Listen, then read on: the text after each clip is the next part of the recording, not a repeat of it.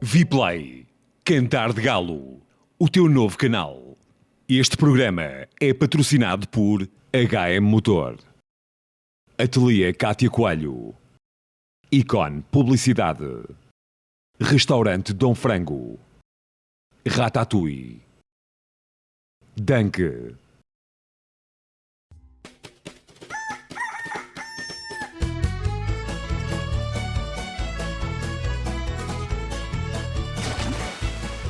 Olá a todos, bem-vindos a mais uma edição do Cantar de Galo. O podcast barcelense está de regresso em plena época natalícia e neste podcast, que é a 11ª edição, o nosso convidado especial é o Presidente da Câmara Municipal de Barcelos, Mário Constantino. Olá, doutor, bem-vindo ao nosso podcast. Muito obrigado, eu que agradeço. Aliás, nós é que temos que agradecer também de uma forma especial, porque no feriado saiu do conforto do seu lar, não é? Da companhia da sua família, para apoiar um projeto barcelense e nós ficamos muito gratos por isso. A ideia foi essa também, e porque também me prometeram que era uma conversa descontraída e, portanto, calhava bem num dia de família, um dia de amigos, num feriado, portanto. Exatamente. Nós hoje não queremos entrevistar especificamente o Presidente da Câmara Municipal de Barcelos. Desde já dou-lhes parabéns pela vitória nas eleições autárquicas, mas nós queremos falar e conhecer essencialmente e diretamente o Mário Constantino Leite Silva Lopes. Araújo Leite Silva Lopes. Araújo, olha, já me enganaram. Mas eu começo por dividir os agradecimentos, agradeço naturalmente. Sim.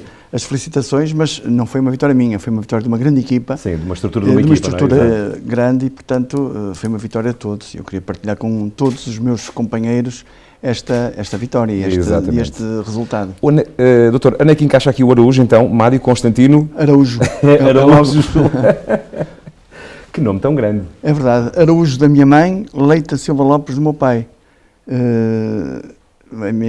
A família do meu pai tinha esta dimensão mais aristocrática, digamos assim, de FAF, e, portanto, quis colocar os nomes todos. Hoje em dia é impensável. É uma dificuldade enorme ter que escrever o nome completo. Tinha dificuldade no bilhete de identidade na altura em... Completamente. A melhor coisa que fizeram foi conseguirmos abreviar o nome, porque aquilo era uma complicação. É assim, e o Sr. Constantino, pai, neste caso, fez questão de que constasse no nome Leite Silva Lopes. Sim, porque é curioso que o Leite da Silva vem da avó dele, da avó dele, a minha bisavó. Sim. E o meu pai fez questão, porque tinha uma relação muito forte com ela, que ficasse no nome meu e dos meus irmãos. Temos todos Leite da Silva Lopes. Exatamente. Nasceu no dia 17 de novembro de 1963. Na década de 60, deve ter poucas recordações da década de 60, digo eu.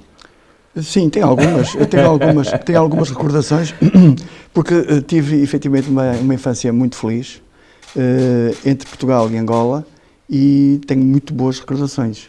Portanto, recordo-me de muita coisa. Sei que foi com apenas um ano para Angola e volta com 11 anos. Fala-nos desses 10 anos em Angola, um país extraordinário.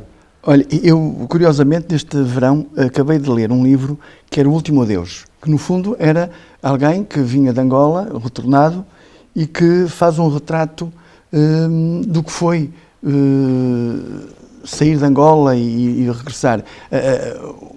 O cronista, ou o autor, julgo que faz uma autobiografia, tinha muita mais idade, eu tinha 11 anos, portanto tenho algumas lembranças, mas gostei de ver, porque ao ler o livro recordei muitas das situações que vivi, e tenho um sonho de voltar a Angola, a Luanda, porque efetivamente fiquei com muito boas recordações da África. Nunca mais lá voltou, doutor?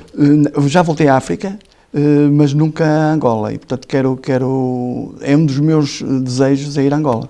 Exatamente. Mário Constantino é filho do Sr. Constantino e da Dona Alice. Fale-nos dos seus pais. Os meus pais são uma referência muito importante para mim, para os meus irmãos e para a nossa família toda. O meu pai é um patriarca à moda antiga, efetivamente transmitiu-nos muitos valores, mas também nos deu sempre um ombro amigo. Eles são funcionam com a dupla função de âncora e de farol. São âncora no sentido de que nós sabemos que ali estamos em segurança, estamos no porto de abrigo.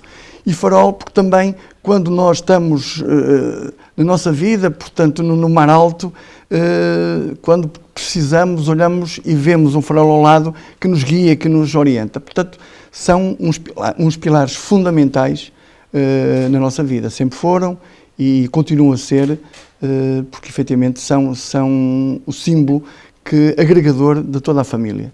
Nós temos uma família muito unida, eu, os meus irmãos, os meus sobrinhos, a minha mulher, os meus filhos, os meus cunhados, e todos nos sentimos muito presos também pela figura ímpar dos dois. O que é que herdou em termos de características do Sr. Constantino pai? Se calhar a tentativa de consensos. O meu pai é um homem de consensos, embora seja muito firme nas decisões, é um homem que procura consensos e pontos. Portanto, acho que herdei um bocadinho isso dele. E alguma inteligência prática. O meu pai tem uma inteligência prática muito acutilante. Rapidamente, ele costuma ser, e nós na nossa infância vivemos muito isso, ele era muito preventivo, dava-nos na cabeça, desculpem o termo, antes das coisas acontecerem, mas depois das coisas acontecerem, era muito compreensivo, muito amigo, muito solidário e muito resoluto, resolvia-nos as situações. Portanto, acho que herdei um bocadinho essa componente dele. E em relação à Dona Alice? A minha mãe, eu julgo que a vivacidade intelectual, a minha mãe tem uma vivacidade intelectual muito grande, muito curiosa, muito ativa, muito opinativa e muito assertiva nas suas intervenções. Eu gostava de ter herdado um pouco dessas características. Muito bem. Ainda lhe dão conselhos? Sim, com certeza. Com certeza. E ouço com todo agrado. O meu pai, vocês também o conhecem bem, é um contador de histórias. Portanto, é sempre um deleite quando à mesa ele conta mais uma história a um neto, neste caso agora à bisneta, não é? que é a minha netinha querida. E, portanto, nós todos ouvimos nas histórias que ele conta sempre algumas mensagens que nos ficam. E naturalmente, ao longo da nossa vida, vai-nos dando sempre a sua achega, o seu lamiré, isto aqui está bem, isto aqui está mal, e nós vamos ouvindo, até porque, desde miúdos, percebemos uma coisa, que ele também nos incutiu, que é importante nós ouvirmos, e depois decidirmos, nós próprios, Sim. Mas ouvirmos os outros. E quando fala em conselhos, eu julgo que é mais dar sugestões ou opiniões que depois nós podemos efetivamente utilizar a parte que nos interessar, porque o conselho é um pouco isso também. Já que o seu pai é um contador de histórias, quer-nos falar daquela história em que deu um passeio de barco com o seu avô e havia um prato à escolha e o doutor pediu um pouco de cada prato? É verdade, isso foi na viagem, foi com a minha avó, na viagem de regresso, exatamente, alguns em 74, vínhamos acho que em setembro de 74, vínhamos de Angola, definitivamente, e vínhamos num barco, e durante 10 dias, julgo eu, e nesse barco, portanto, a refeição era composta por vários pratos. E normalmente as crianças, e o miúdo na altura, queriam um bocado de aquilo que conheciam. E eu não, eu queria tudo do que não conhecia. Eu quero experimentar tudo para depois... Uma viagem que durou 10 dias, de Angola a Portugal. A Portugal, de Luanda até Lisboa. Teve paciência? Teve que ter, não é? Éramos miúdos, nós encontramos muito facilmente motivos de brincadeira. Jogámos às escondidas no barco, aquilo tinha 3 ou 4 pisos, brincávamos ao berlinde, não havia telemóveis, não é? Nem havia os iPads para poder brincar, nem PlayStation. Ouvia pouquíssima coisa, não é? Portanto, nós utilizávamos outras, fazíamos corridas, na piscina fazíamos brincadeiras de buscar o tesouro, brincávamos e passámos muito bem esses tempos. Eu recordo com saudade esses tempos. Chega a Portugal, ou regressa a Portugal com 11 anos, como é que era o Mário nessa altura? Já sonhava, já se focava em alguma coisa, estudava, mas já tinha alguns focos, alguns horizontes daquilo que pretendia ser? Sabe que a primeira impressão aqui em Portugal foi um bocado um choque. Nós em Angola, em Luanda, vivíamos numa cidade grande. Luanda era uma cidade grande. Tínhamos tido a oportunidade de ter contacto com várias realidades e com várias experiências. Eu recordo que foi em Luanda que eu vi pela primeira vez o Eusébio jogar, num jogo entre o Benfica e o Santos, no estádio dos Coqueiros, em Luanda. Uma digressão, talvez, não é, do Benfica? Sim, naqueles fim de época faziam ali uma... E depois também, a minha paixão pelo hóquei começa aí. Eu tive a oportunidade, ainda em Luanda, ver aqueles torneios de apuramento do campeão de Portugal, em que juntava os dois primeiros de Portugal com o campeão de Angola e o campeão de Moçambique. E tive a oportunidade de ver o Fernando Adrião a jogar, se calhar sim, não é do meu tempo. Não é do seu tempo, não se lembra. Sim. O António Livramento, um jogador absolutamente... Sim. Ex-selecionador também. Ex-selecionador, e os dois eram os dois melhores jogadores de hóquei na altura. Eu sou o benfiquista, não é? Portanto, íamos lá torcer pelo Benfica, e eu lembro-me daquela equipa do Benfica maravilhosa de hóquei daquela época. Portanto, eu já tinha essas vivências. Quando cheguei a Barcelos e a Portugal, para uma cidade pequena, fiquei um bocadinho... Houve aquele choque natural. Houve um choque natural. Pois não conhecíamos ninguém, portanto, embora tivéssemos família aqui, por parte da minha mãe, nós ficamos divididos um bocadinho, uma parte aqui em Barcelos, outras em Faf, mas pronto, passada essa primeira fase, encontramos o nosso grupo de amigos, fomos para a escola, naturalmente. Qual escola, doutor? Gonçalo Nunes. Na altura, ciclo preparatório, agora Gonçalo Nunes. Foi a minha primeira escola aqui em Barcelos. E pronto, e depois a partir daí, naturalmente, os sonhos sempre me acompanharam, sempre fui muito sonhador e sempre lutei por meus sonhos. Portanto, desde essa altura, eu tinha essa forma de estar e de ser. Lembra-se dos primeiros sonhos? Eu lembro-me dos primeiros sonhos, eu queria ser desportista, ou jogador de hóquei ou jogador de futebol. Aquelas grandes ambições que qualquer um de nós... Do alto nível, do alto rendimento. Do alto rendimento, sempre. Ciclista também, porque eu, através do jornal A Bola, que na altura era uma bíblia autêntica... Ciclista também? Também. Eu fui buscar a bola por causa disso. Porquê estas três realidades? O hóquei, porque o hóquei dava relatos, eu ouvia os relatos do campeonato português e do campeonato do mundo, do campeonato da Europa, através da rádio, sim. Porque não havia televisão. Não é? Em Luanda não tinha televisão na altura, quando eu vim, e não havia televisão. Portanto, nós ouvíamos através da rádio. E os jogos de futebol, igual. E depois era através do jornal A Bola, que chegava tardíssimo, portanto, se aqui saía à segunda, lá saía à quarta, ou à terça, não sei. Via os relatos de jogos, lia os relatos de jogos e a volta à França, e eu ficava fascinado pelo Joaquim Agostinho, naturalmente, mas também pelo Eddy Merckx, o Lucien Van Impe, que eu dizia assim, isto é qualquer coisa fantástica, porque os jornalistas da Bola da altura, hoje em dia já não conseguem fazer isso, conseguiam nos transportar para o local onde estavam a acontecer as provas. Sim. Porque caracterizavam muito bem o sítio. Eu imaginava o L'Alpe d'Huez, não é, onde o Agostinho ganhou, eu conseguia imaginar o que era aquilo, pela descrição absolutamente notável dos jornalistas da altura. Anos mais tarde, conhece uma menina chamada Marisa Maria Rebelo Caridade. Exatamente. Lopes agora. Lopes. Como é que conheceu a mulher da sua vida? Conhecia no magistério primário, estava eu no meu último ano e ela entrou nesse ano, para o primeiro ano. Foi a sua primeira formação profissional? Foi a minha primeira formação profissional, fui professor do primeiro ciclo. E conheci aí... professora também? Também professora. Sim. Começamos por ser muito amigos, muito próximos, e depois, um ano mais tarde, eu já não estava lá na escola, já estava a exercer, já estava a dar aulas, reencontramos-nos e estamos até hoje, há 34 anos, exatamente, casados. E eis que chega o dia 21 de novembro de 1987. 87, exatamente.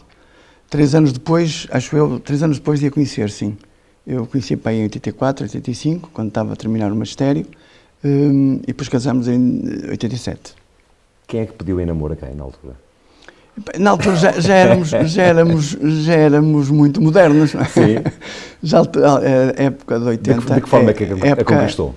Época de 80. Eu acho que foi por aí. Nós tínhamos muita cumplicidade em termos de... Começamos por ser muito amigos, muito próximos, confidentes. Mas já focado numa relação? Na altura... Eventualmente, no subconsciente, talvez, mas até porque ela era e é uma mulher bonita e, portanto, naturalmente que qualquer homem atento Sim. ficaria de olho. Mas éramos efetivamente amigos e começamos a perceber que tínhamos muitas afinidades e muitas cumplicidades em termos de pensamento, em termos de gosto, e crescemos juntos. Eu julgo que o segredo é um bocadinho esse, crescermos, evoluirmos juntos, porque uma relação de 34 anos tem altos e baixos, como a vida, não é? Como a vida é assim, e portanto o que cimenta e o que sustenta é efetivamente a cumplicidade, a compreensão, o respeito e a amizade. E esses cimentos são decisivos para que as coisas perdurem. Fala-nos dela. Olha, não é fácil, mas porque é uma mulher que eu considero uma excelente mãe, uma excelente companheira, tenho uma visão da vida muito romântica, eu acho que sou um bocadinho mais pés assentos no chão, ela é muito romântica, muito... é peixes, portanto é muito virada para as artes, muito virada para as conversas, para... Portanto, o lado bonito da vida, não é? E, portanto, ela consegue reunir essas características. Portanto, é uma mulher também muito interessante por essa via. Passados 34 anos do casamento e muitos mais da relação, ainda lhe dizes o que sente por ela? Muitas vezes. Até porque agora a nossa luz nova em casa, a nossa Alice, que é a nossa netinha, proporciona muitas vezes esse tipo de encontros, não é? Porque ela é muito, a nossa pequenita é muito afetuosa e, portanto, está sempre a pedir que nós digamos gosto deste, gosto daquele, gosto daqui, dá um beijinho aqui, dá um beijinho lá. Portanto, cria-se aqui uma relação que proporciona efetivamente esse contacto. Pois, depois do casamento, no ano de 1990, nasce a Marta, não é? Exatamente. A nossa primeira menina, que foi um gosto muito grande. A nossa hoje para si, peço desculpa interromper, ainda é a sua menina? Não, eu tenho duas e gosto muito das duas. Gosto muito das duas. Não estava a falar na questão de diferenciar, não é? Mas os seus filhos ou os seus filhos ainda são os seus meninos? Eu costumo dizer, quando se pergunta aos pais de quem gosta, nós dizemos sempre que gostamos igual de todos, não é? Todos. Só que eu acho que, e é verdade, isso é completamente verdade. Agora, há momentos que nós nos vamos aproximando mais de uns do que outros, consoante os interesses, as necessidades e até a própria vivência. Portanto, a Marta, por ser a primeira, antes da Marta nascer, termos tido a infelicidade de ter uma gravidez não conseguida, tivemos uma superproteção relativamente à Marta. E, o que é normal. O que é perfeitamente normal. E, portanto, e ela também, pelas características dela, que ainda hoje é assim, é muito delicada, muito florzinha, nós também sempre tivemos ali uma atenção diferente. Mas não há nenhuma favoritismo relativamente a nenhum deles. E depois temos a Mariana, que veio mais tarde também. A Mariana era muito mais autónoma, muito mais brincalhona, muito mais atrevida, se assim se pode dizer, em termos de arrojo. A Marta, uma característica muito gira nela, quando era bebê, íamos para a praia e ela não saía da toalha. Íamos para o restaurante e ela portava-se do início ao fim absolutamente imaculada. Não se sujava, comia sozinha, não era preciso fazer nada. Chega a Mariana e é o caos total, que andamos sempre de olho em cima dela, porque atrevia-se a fazer tudo, não é? E, portanto, são coisas completamente diferentes, com os mesmos pais, educação parecida e feitios completamente diferentes. Mas é uma alegria, tem um sorriso absolutamente cativante e é uma delícia de filha, sem dúvida. Insistiu, persistiu e veio um menino. É verdade, veio o Mário. Se nome Mário, não é? Veio o Mário. Que Contava que chegasse mais cedo um menino no lugar da Mariana? Estava com essa esperança? Ou é daqueles que o que vier não tinha preferência relativamente ao sexo? No terceiro queríamos que fosse um menino mesmo. Logicamente. Nas primeiras vezes, não. Eu julgo que na primeira, quando foi a Marta, eu acho que queria um rapaz e a Marisa queria uma menina, mas no segundo não tenho essa noção. No terceiro, sim, queríamos um rapaz e finalmente veio, porque nós temos sempre associado aquela ideia de que depois vai connosco ao futebol, não é? E, portanto, há sempre aquele gosto de ter um filho homem, não é? Exatamente. E falou de características da Marta, da Mariana e do Mário. Como é que é o Mário? O Mário é bastante diferente. O Mário tem algumas características minhas, infelizmente não as melhores, e em termos de teimosia, em termos de mau feitio em algumas coisas, mas herdou da mãe algumas características também muito interessantes. É muito sensível, é um bom menino, embora ainda é um menino, já tem 26 anos e acho que ainda não tem a maturidade. Já tem 26 anos? Já tem 26 anos. Ainda era um menino outro dia mesmo, não é? É verdade. Ainda não tem a maturidade que os anos lhe dão. Mas é um filho do qual eu me orgulho, que no seu percurso foi mais acidentado que as irmãs. As irmãs levaram aquele percurso mais normal, que era à la página, não é? Como se costuma dizer. O Mário não. O Mário teve e tem um percurso mais acidentado. Mas, no fim do dia, é um menino amoroso e um bom menino. Acho eu, com bons princípios, e quero acreditar que, mais cedo ou mais tarde, com maturidade, vai encontrar o seu rumo e o seu propósito. Muito bem. Tem mais 4 irmãos? Não é? 3. 3. Comigo 4. Consigo 4. O Domingos, o Miguel e a Constança. Exatamente. São os seus irmãos, são os seus amigos e são mais o quê para si? Não, são meus companheiros desta viagem. A minha irmã é mais velha. A Nininha. A Nininha. Tínhamos desde sempre uma relação muito próxima, porque quando viemos de Angola, os meus pais estavam a trabalhar em Lisboa e nós estávamos aqui com a minha avó materna, e a minha irmã era um pouco como que a mulherzinha, a nossa irmã mais velha, embora se tenha uma diferença muito pequena relativamente a nós.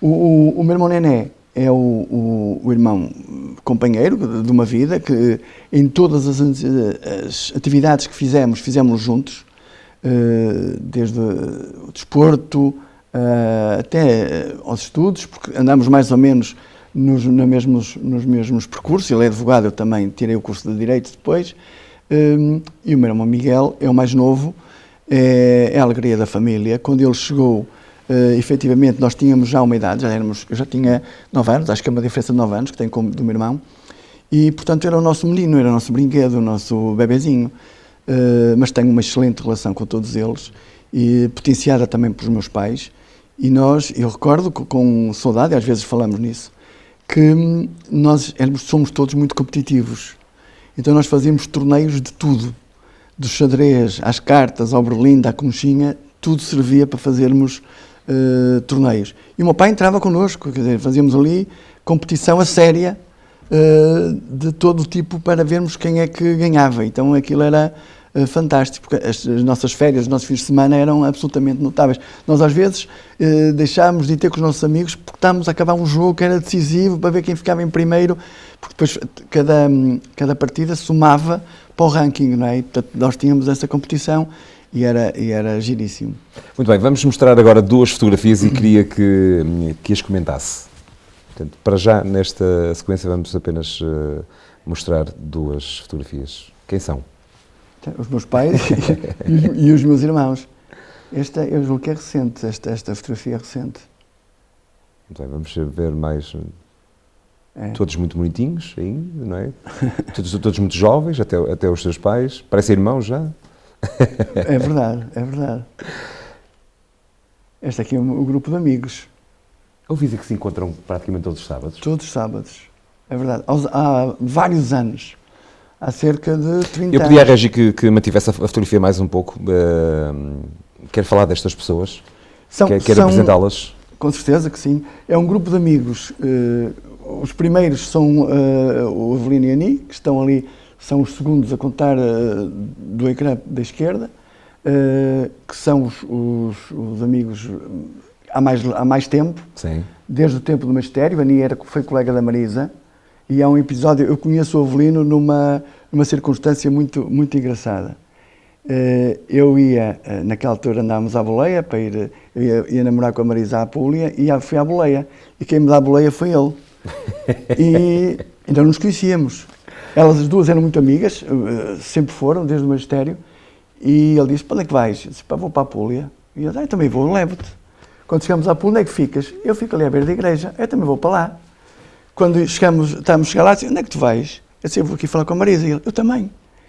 E ele ia lá ter com a Marisa, porque tinha combinado ir buscar a Marisa para ir jantar com a Ani. E eu ia jantar com eles, mas eu não sabia que era ele e ele não sabia que era eu. E, portanto, foi giro. Nós, durante a conversa, percebemos que éramos os dois benfiquistas, que gostávamos de algumas coisas parecidas, e quando nos apresentaram, não é? Este é o Avelino. Não, já nos conhecemos, já viemos os dois de carro de boleia. Foi giro. O que é que fazem aos sábados, doutor? Aos sábados, nós, para além dos jantares rotativos, cada um faz, não é bem rotativo, porque os homens entram ali também com uma parte de leão, que é, os homens organizam um dos jantares e depois cada casal organiza um jantar na semana a seguir, sempre rotativo. E no final fazemos um grandioso torneio de sueca, que é muito giro. Exatamente. Olha, Regi, mais duas fotografias. Pode ser mais duas fotografias. É uma foto que lhe diz muito. Muito mesmo. A minha pequenina linda e a minha mãe. Esta menina, quando chegou à nossa vida, veio transformá-la completamente, não é? Agora é o centro das atenções, é a nossa Alice. Duas Alices. Podemos dizer que com a chegada da Alice, no fundo, o ser Mário Constantino ficou completo? Julgo que sim, eu espero ainda ficar mais completo. Quero ter mais netos. Olha o recado para a Mariana e para o Mário. Exatamente. Eu quero ter mais netos. Mas foi uma experiência... Quando a Marta me disse, a Marta e o Tony me disseram que íamos ter um netinho, a minha primeira impressão foi assim de estranheza. Mas quando ela nasceu, foi uma delícia e até hoje é um encanto. A vida faz todo sentido quando ela está connosco, não é? Faz todo sentido. Está encostada a ela, o que é que... Já lhe diz algumas palavras? Ela já fala quase tudo, é uma coisa impressionante. E percebe e conhece tudo. Quando estamos... O abraço dela é completamente reconfortante. Faz-nos esquecer de tudo. Mesmo quando estamos, por este ou por aquele motivo, mais cansados, mais desanimados, mais tristonhos, o sorriso dela, a voz dela e o abraço dela transformam logo o dia, sem dúvida alguma. Aquele olhar tão meiguinho, já viu? Quem é que lhe chama Bé? Quem é que lhe chama Bé? Os meus irmãos e os meus familiares mais próximos, familiares meus tios, meus primos, do lado da minha família de Faf. E os meus amigos de infância. Já é um termo, então, algo muito antiga. Muito antigo. Que ainda hoje lhe chamam. Sim, cada vez menos, não é? Mas eu sempre me habituei a ser chamado de vários nomes. Eu era ou Mário, ou Constantino, ou Lopes, ou Bé. Portanto, e eu dou-me bem com qualquer um dos nomes, não tem problema. Benfiquista. Muito benfiquista. E gilista. Normal e natural, não é? Adoro o Gil Vicente, porque fui atleta, joguei no Gil Vicente, dos iniciados até aos juvenis, 3 anos. E, portanto, tenho excelentes recordações do Gil e, desde aí, o gosto pelo Gil. Sou do tempo, o Vítor não é desse tempo, em que nós íamos para o futebol, e olha, via o seu pai a jogar no Gil, em que entrámos com qualquer adulto que lá estivesse, para podermos entrar, e depois de entrada íamos para dentro da vedação, sentados a ver o jogo. Portanto, era uma coisa maravilhosa. Portanto, gosto muito de Gil, mas a minha paixão de sempre é o Benfica, sem dúvida. E no meio do seio familiar, Lopes, não há nenhum portista, não há nenhum sportinguista? Agora agora no meu seio familiar mais restrito, já tenho 2 infiltrados. Tenho um sportinguista, sim. Que é o Tony, e tenho um meio portista, mas é mais gilista. Quem é? O Bruno, o namorado da minha filha Mariana. Embora ele seja mais gilista propriamente. Tiveram que vir fora, não é, com esse perfil, não é? Sim, porque dentro é difícil. E vai ser uma guerra, ver para onde é que a Alice vai cair, não é? Vamos lá ver. Qual é o seu nível de benfiquismo? O que é que já fez pelo Benfica, enquanto adepto? Tem algum episódio em que tenha sofrido imenso, assim, uma coisa que queira partilhar connosco? Não, sofrido imenso, talvez não. Fico chateado quando o Benfica perde, isso sem dúvida. Cada vez menos, eu já vivi mais intensamente as questões do futebol. Mas recordo, no tempo em que ainda não havia autoestrada, nós tínhamos de sair daqui às 5 ou 6 da manhã para ir ver um jogo ao fim da tarde a Lisboa, não é? E íamos todos contentes, com o Farnel, com o meu pai, com os meus irmãos, íamos todos contentes de ver o Benfica. E depois, às vezes, eu recordo de um dia, chovia muito, o Benfica perde 4 ou 5-1 com o Liverpool, e depois fazer a viagem de regresso é uma coça. É uma coça mesmo, não é? A todos os níveis. A todos os níveis. A todos os níveis. Ganhando, alivia um bocadinho a viagem. Exatamente. Porquê que nunca foi futebolista profissional? Não tinha jeito? Porque não tinha jeito. Foi mesmo? Tinha muita vontade. Não, porque sinto que tenho uma paixão enorme pelo futebol, pela prática e pelo mundo, não é? Pelo mundo do futebol, mas reconheceu em ter a idade ou mais à frente que não tinha o jeito suficiente para ser profissional? Tinha muita vontade, muita garra, mas o talento não estava lá. E, portanto, a pessoa também temos que ter algum autoconhecimento e perceber que, não é? Mas gostei muito e ainda gosto de jogar futebol. Agora, reconheço que não tinha condições para ser jogador profissional. Portanto, quem dos seus irmãos tinha mais jeito? O Nené, claramente. O Nené foi um jogador que se perdeu, porque ele podia ter ido longe na carreira. Ele era um bom jogador, tecnicamente muito bom, muito maduro a jogar a bola, desde a tenra idade, e taticamente e tecnicamente muito evoluído. Foi uma pena, mas... E diferente dos outros também, suponho, na altura? Sim, não? E diferente dos outros. Ele perdeu-se um bocadinho, não por mais nada, mas quando teve que estudar para Coimbra, teve que optar e, portanto, deixou o futebol, mas julgo que teria tido algum êxito se tivesse continuado. O Dr. Mário Constantino fez várias formações, fez um magistério primário, licenciou-se também em Educação Física e Desporto e também Direito. O porquê de fazer todas estas formações? Porque eu... Distintas, ainda para mais também, não é? É verdade. O meu sonho era sempre estar ligado ao desporto e depois, no meu 12º ano, eu fui fazer o 12º ano ao Porto. Aquilo não correu grande coisa, porque ao final do primeiro ano, era um mundo novo, ao final do primeiro período, em dezembro, tive que anular as matrículas, eram só 3 disciplinas, tive a mudar, porque senão chamava por faltas, portanto a coisa não correu lá muito bem, e o meu pai disse, pronto, então vais para o magistério, tiras o curso e depois fazes o que quiseres. E assim aconteceu.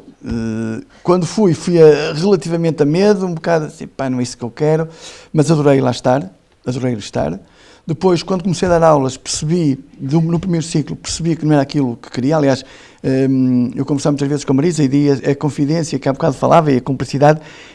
No fim da primeira aula que eu dou, eu disse, pá, eu não me estou a ver a continuar aqui. E, portanto, rapidamente fui à procura de uma outra solução, porque não era efetivamente a minha praia.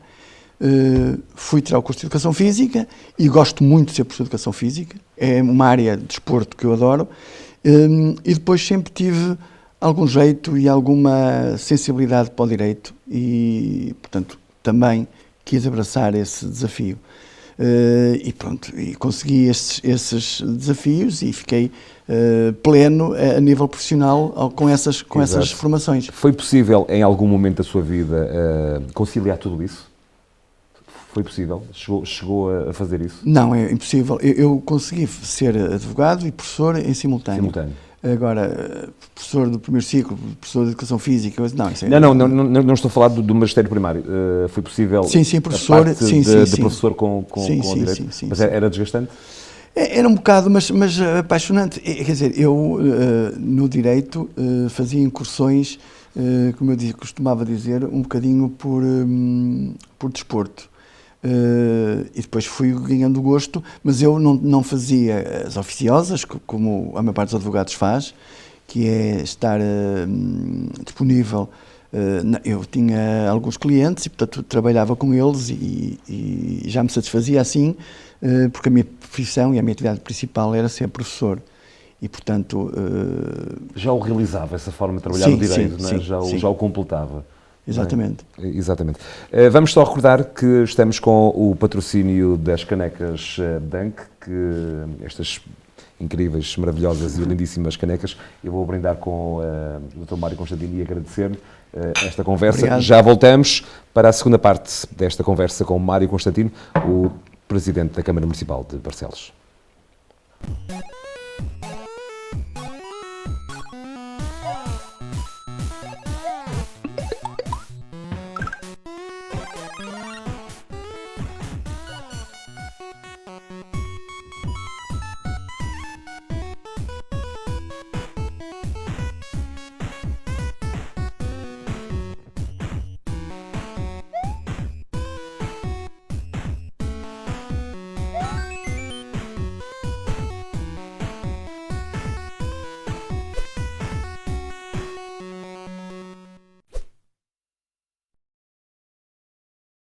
Estamos em direto da Câmara Municipal de Barcelos, onde fomos recebidos pelo atual Presidente da Câmara Municipal, Dr. Mário Constantino, que nos recebeu para mais uma edição do podcast de Cantar de Galo do canal Vplay. Agradecemos, logicamente, todos os comentários, as partilhas e também a aposta dos nossos sponsors do nosso programa, um programa barcelense com incidência em Barcelos e onde damos a conhecer também alguns barcelenses.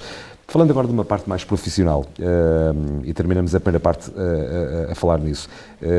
Hoje é o Presidente da Câmara Municipal de Barcelos, mas já cá tinha uma passagem enquanto vereador do desporto. Sim, eu entrei em 97, não, em 98. 97 foram as eleições, mas eu só tomei posse em 98 como vereador de Educação, Cultura e Desporto. Foram momentos muito bons, muito gratificantes da minha carreira profissional, não porque a política seja uma carreira, mas porque estava integrado na minha atividade, portanto foi muito gratificante, porque percebi, eu já disse isto uma vez, o exercício autárquico, seja numa junta de freguesia, seja numa Câmara Municipal, tem uma componente muito importante, que é nós, com algumas ações, podemos ver o resultado imediato, a melhorar a qualidade de vida ou a qualidade de uma coletividade de imediato, e isso é muito gratificante. Também tem o reverso da medalha, uma má decisão pode complicar a vida das pessoas e, portanto, mas eu quero guardar aqui os bons momentos que passei enquanto vereador, que me deram muita experiência, mas também muito gozo. Como é que era Barcelos e o desporto nessa altura? Todo o mundo era diferente na altura. Como sabe, era tudo muito mais artesanal, porque a tecnologia não era como é hoje. Nós tínhamos, eu só para lhe dar uma ideia, eu fui vereador da Educação e em 98 as escolas do primeiro ciclo não tinham telefone. Quanto mais internet, quanto mais... Portanto, o telefone já era uma vitória. Nem computadores, nem nada. Portanto, vejam o nível... A maior parte das pessoas não tinha telemóvel. E hoje em dia ninguém não tem... São poucos os que não têm. Exatamente. Portanto, para vermos logo a dimensão. Portanto, as comunicações eram diferentes, eram completamente diferentes. Mas também tínhamos mais tempo para as coisas. As pessoas hoje pedem uma coisa e amanhã já estão a exigir como se tivessem pedido há um mês.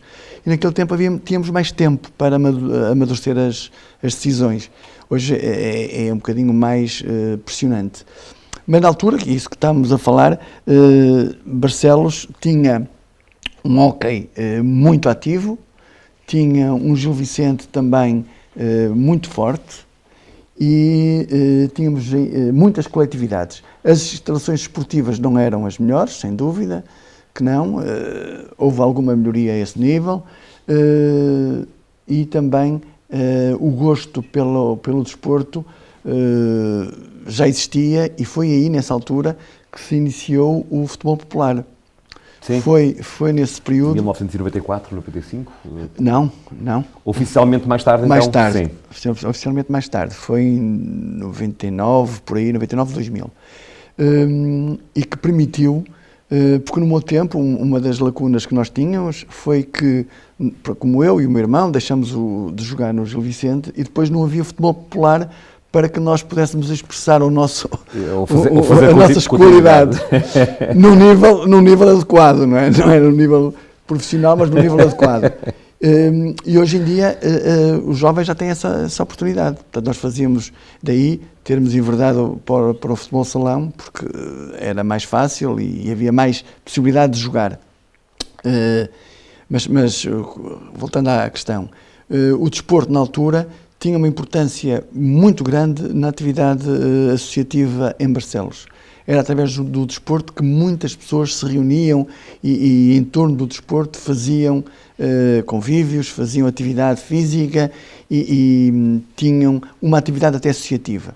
E felizmente isto permaneceu, hoje em dia, com melhores condições, com mais acesso. Estou convencido que Barcelos continua pujante a um nível desportivo. E na política, como é que surge a oportunidade de entrar no mundo da política? Foi estranho.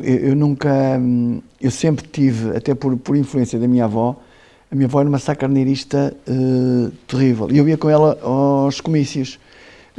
Eu sempre tive esta veia de algum arrojo e alguma vontade de participar e de intervir na sociedade.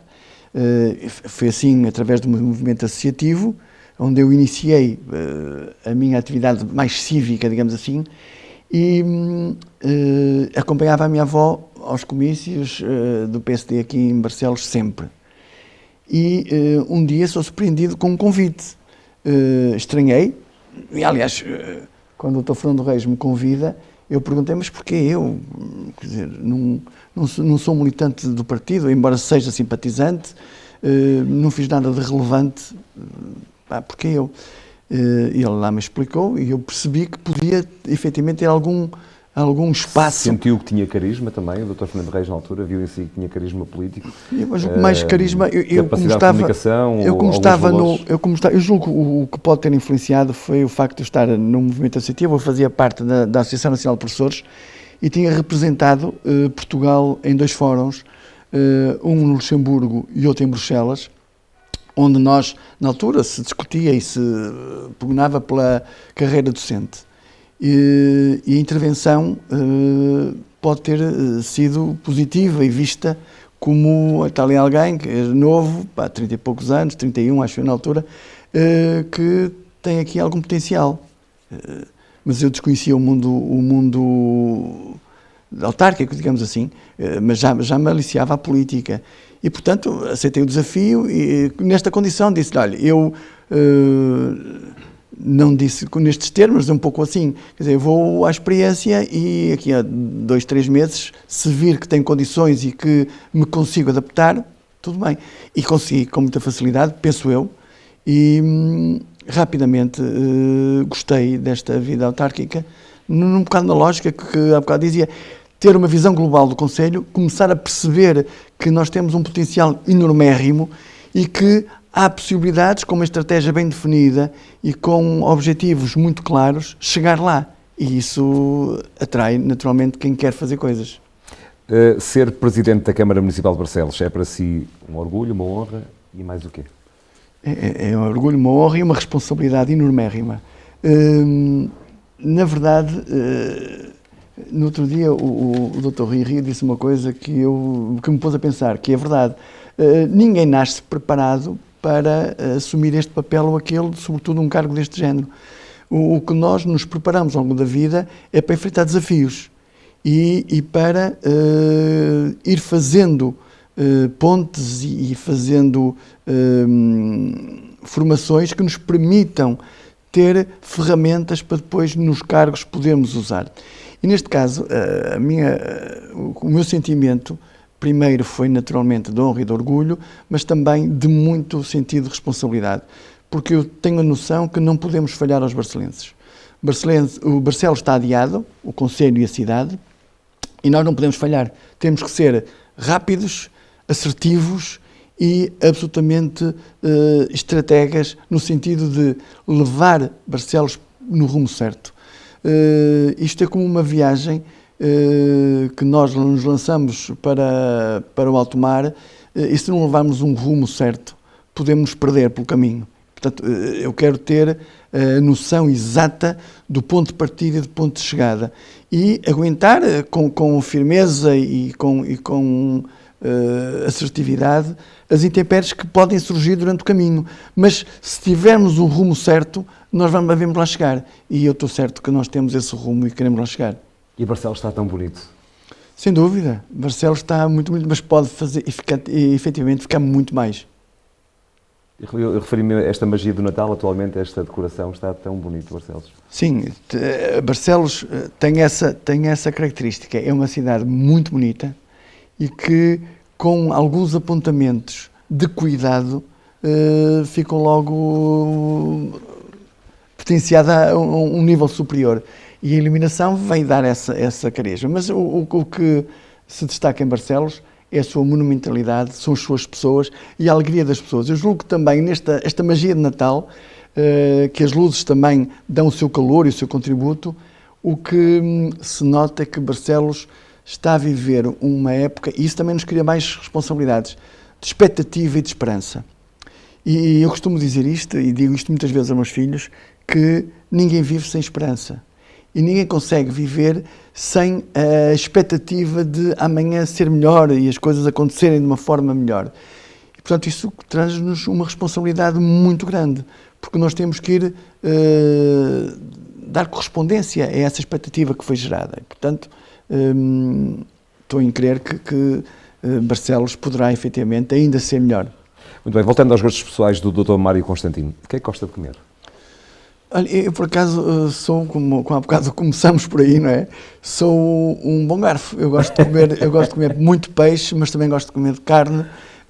Eu tenho 2 pratos que sobressaem relativamente aos outros. Um de peixe, um de carne. O peixe é rodovalho frito com arroz de legumes, adoro.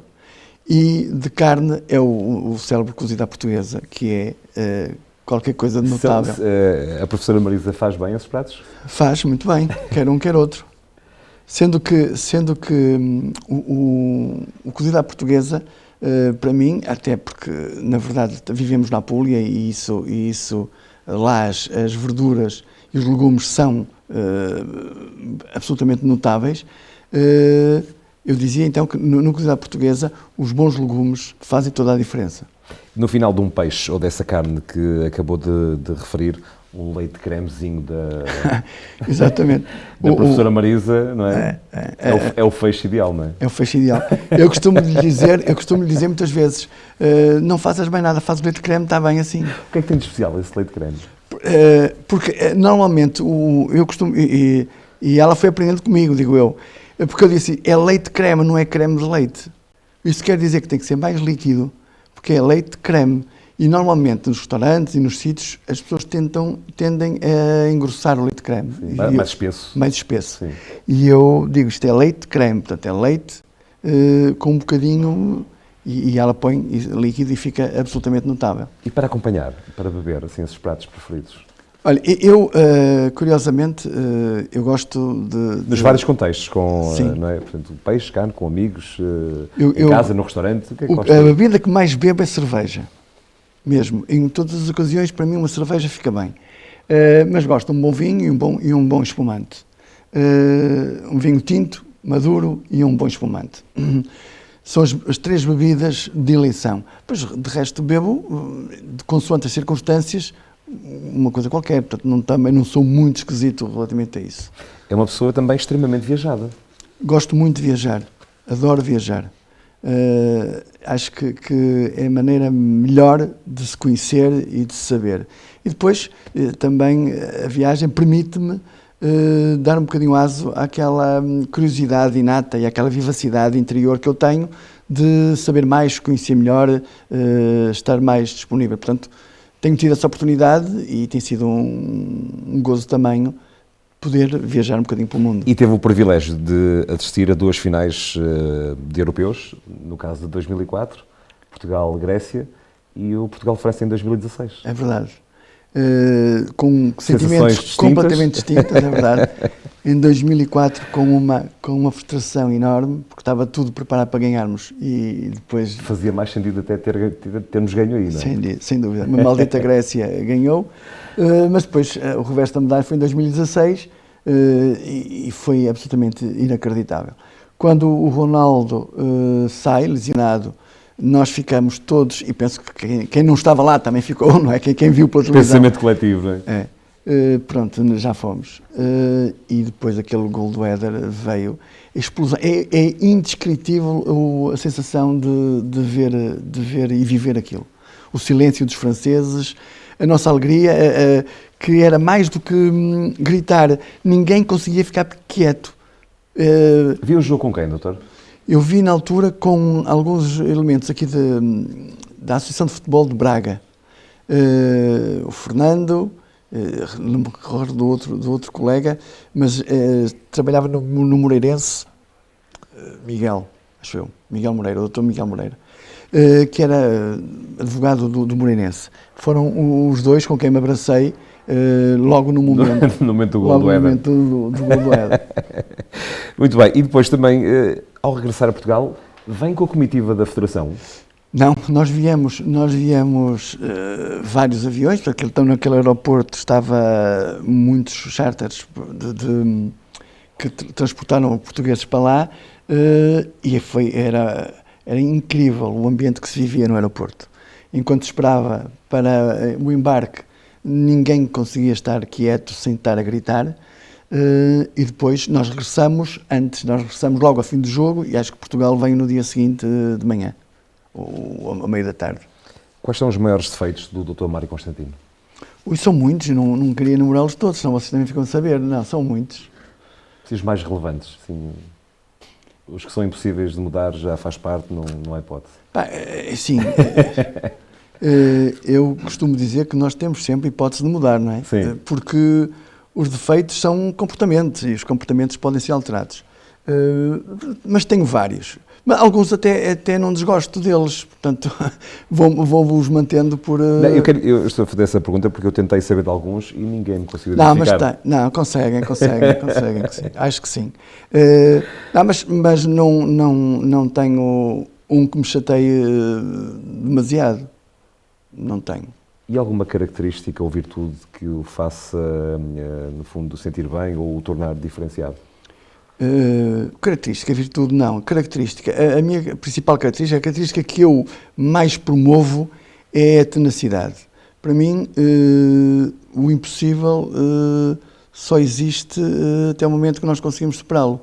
E vou em frente com tudo e com os pés assentes na terra, mas com vontade. Se eu quiser e acreditar numa coisa, luto por ela. Depois posso não conseguir. Isto faz parte da vida. Nós conseguirmos algumas coisas e outras nem tanto, não é? Mas acho que é a característica que tenho, que posso salientar, que é a tenacidade. Como diz a música da Marisa, o melhor do Dr. Mário Constantino ainda está por chegar? Eu espero que sim, a bem de Barcelos. Eu espero que sim, a bem de Barcelos. Eu sou um otimista. Aliás, eu costumo dizer que um professor tem que ser otimista, senão não é professor. Portanto, eu acredito sempre que, um bocadinho aquilo que dizia há pouco, quer dizer, em termos de esperança e de expectativa, nós temos de ter sempre a esperança de evoluir, de saber mais, de ir mais além. E, portanto, eu continuo com essa vivacidade e com essa vontade de saber mais, de ir mais além, conhecer melhor e fazer mais coisas. A família e os amigos são absolutamente tudo para si? São, a família e os amigos são muito, mas mesmo muito importantes para mim e julgo que para qualquer pessoa. Eu hoje estive em Tregosa numa cerimónia e o Sr. Bispo Auxiliar disse uma coisa que é absolutamente decisiva, e a família simboliza muito isso, que quando estamos juntos, a felicidade multiplica-se, porque a felicidade de uns contagia os outros, e as tristezas ou os fracassos diminuem porque nós dividimos com os outros. E, portanto, estando em comunhão, estando em conjunto, conseguimos experimentar essas duas realidades. Felicidade a dobrar, tristeza partilhada a diminuir. Quando é que arranja forças para tanto trabalho e tanta dinâmica? Na família, nos amigos e na vontade férrea de fazer coisas. Eu julgo que nós só conseguimos fazer as coisas se estivermos empenhados e gostarmos. E, portanto, é aí que eu vou buscar a energia, porque faço o que gosto da forma que consigo e que, de acordo com as minhas limitações também, que ninguém consegue fazer tudo e tudo bem feito. Mas tenho procurado reunir essas forças para fazer o melhor que posso. Ficou alguma coisa por dizer em relação ao Dr. Mário Constantino? Não, o essencial é isto, quer dizer, eu sou um bocado normal, quer dizer, não sou uma pessoa demasiado interessante, mas também não sou uma pessoa muito chata, quer dizer, ando aí pelo meio. O que é que quer dizer aos barcelenses neste momento? Que me ajudem a fazer um bom mandato e que conto com todos com as sugestões, com as opiniões, com as críticas, desde que sejam intelectualmente honestas, para que nós possamos encontrar o melhor rumo. Um bom mandato nosso se traduzir-se-á numa melhor qualidade de vida para os barcelenses, portanto, todos estamos no mesmo barco. Se todos remarmos e ajudarmos, chegamos mais rápido e mais longe. E umas palavras para aquelas pessoas que ama? Que me continuem a acompanhar e a estar ao meu lado, porque são elas que também dão algum sentido à minha vida. Muito bem. Não sei como lhe agradecer a forma como nos recebeu e ao nosso projeto. Eu que agradeço a vossa disponibilidade. Exatamente. Desejo-lhe um Feliz Natal, votos de muita saúde e as maiores felicidades pessoais e profissionais e um bom ano de 2022. Dr. Mário Constantino foi então o nosso convidado da 11ª edição do podcast Cantar de Galo do nosso canal Vplay. Obrigado pelas partilhas, pelos comentários. Voltamos numa próxima oportunidade. Obrigado pelo vosso apoio. Desejo-vos um Santo Natal e um Feliz Ano Novo. Até à próxima. Este programa foi patrocinado por HM Motor. Ateliê Cátia Coelho. Icon Publicidade. Restaurante Dom Frango. Danke. Ratatouille.